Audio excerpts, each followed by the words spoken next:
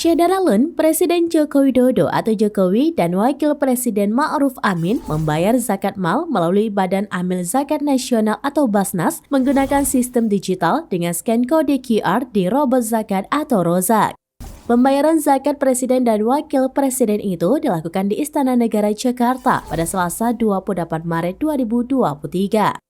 Awalnya, Presiden Jokowi dan Wakil Presiden Ma'ruf Amin yang didampingi Ketua Basnas Nur Ahmad menuju meja konter petugas Basnas yang ada di istana.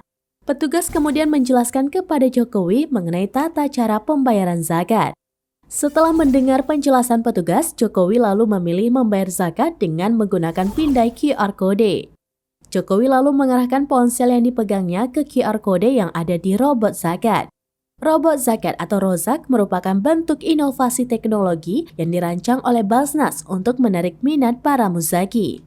Robot zakat ini rencananya akan disebar di sejumlah mal dan area publik lainnya untuk memberikan kemudahan pembayaran zakat oleh muzaki. Selain dilengkapi dengan QRIS, robot zakat juga memberikan literasi kepada masyarakat tentang pentingnya berzakat. Setelah selesai, Jokowi lalu mendapatkan amplop atau kertas berwarna putih.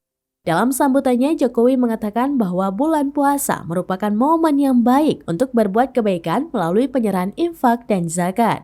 Menurut Jokowi, pemerintah terus berikhtiar mengurangi angka kemiskinan, khususnya kemiskinan ekstrim.